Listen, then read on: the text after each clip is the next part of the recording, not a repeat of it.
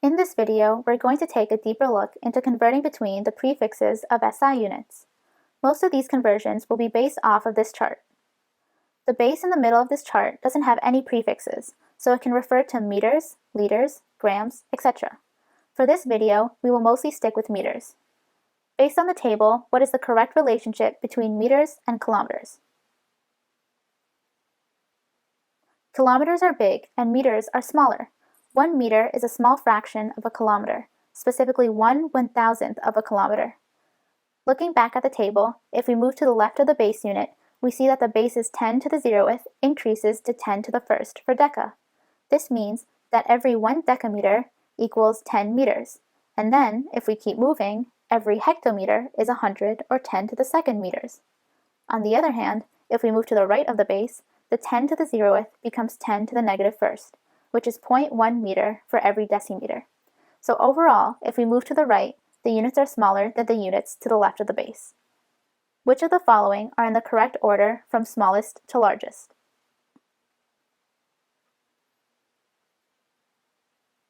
That's right, we can imagine 1 meter as the size of a guitar. So with the chart, we can imagine 1 nanometer as a very small part of this guitar, approximately 10 to the -9th meter, which looks like 1/1 billionth of a guitar. 1 millimeter is still pretty small, but a much more sizable chunk of the guitar, as it is 10 to the -3rd meter. Of course, then 1 meter is 1 guitar, and 1 kilometer is 10 to the 3 meters, 1,000 meters, so imagine 1,000 guitars. That's way more than 1 nanometer, but now we can see the size increasing from left to right. Let's try another problem. Which measurement in the following list is the largest? To make this comparison, we will want to convert all these measurements into the same units. Let's choose the base unit of meters. Notice, however, that we have a number attached to each unit. That's okay, we can still convert each one to meters to compare. The first option is in millimeters, so we know that every 1 millimeter equals 10 to the -3 meters. We can multiply 3.5 times 10 to the 6 millimeters by 10 to the -3 meters over 1 millimeter. This way, we have millimeters on both the top and bottom, letting us cancel out the units. It's similar to dividing the same number by itself, which equals 1, and doesn't affect our final results. We are left with meters for our answer on the top. We want to multiply the base of 10 with the exponents first, so when multiplying, we add the exponents of the same base together. In this case, we add the 6 to the -3, which equals 3. The base of 10 stays the same, so part of our answer includes 10 to the 3. Now we multiply the coefficients. For 10 to the -3, we can assume it has a coefficient of 1, because any number multiplied by 1 is itself. 3.5 times 1 equals 3.5, so overall we get 3.5 times 10 to the 3 meters. Try this for yourself with the second option. Convert 2 times 10 to the 4th centimeters to meters.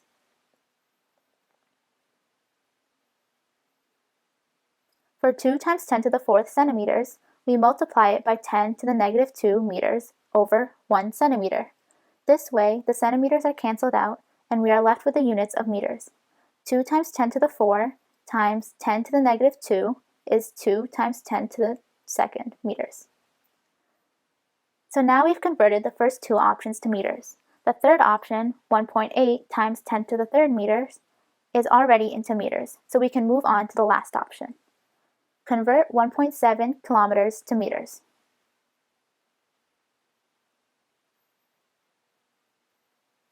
.7 kilometers should be multiplied by 10 to the 3rd meters over 1 kilometer because each kilometer is 10 to the 3 meters.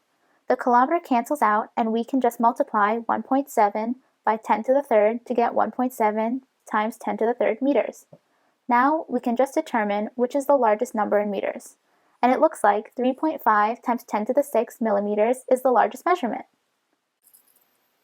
Okay, let's end this video with one last problem. Bob the alien recently crash-landed on Earth.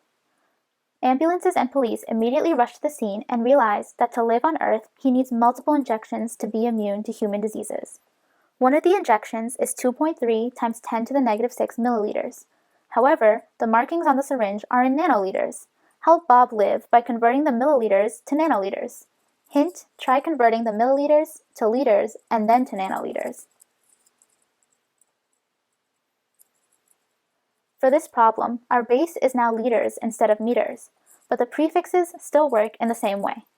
First, we will turn the 2.3 times 10 to the negative 6 milliliters into liters by multiplying the milliliters by 10 to the negative 3 liters over 1 milliliter. The milliliter cancel out and we are left with liters. We can wait a little before solving the equation by converting the liters directly to nanoliters. Every 1 nanoliter equals 10 to the negative 9 liters, so we can multiply our current equation by 1 nanoliter over 10 to the negative 9 liters. This removes the liters, leaving our final answer in nanoliters. To solve this without a calculator, we can combine the 10 to the negative 3 over 1 and 1 over 10 to the negative 9 by subtracting the top exponent by the bottom exponent. In this case, negative 3 minus negative 9 is 6, so the base is still 10 with an exponent of 6. Finally, we multiply 2.3 times 10 to the negative 6 milliliters by 10 to the 6. Again, we will look at the exponents with a base of 10. Negative 6 plus 6 equals 0, so we have 10 to the power of 0. Let's add a 1 to the 10 to the 6, so we can multiply the coefficients. 2.3 times 1 is 2.3. We are left with an answer of 2.3 times 10 to the 0th. However, any number to the power of 0 equals to 1, so our final answer is 2.3 nanoliters. Congratulations, we saved Bob!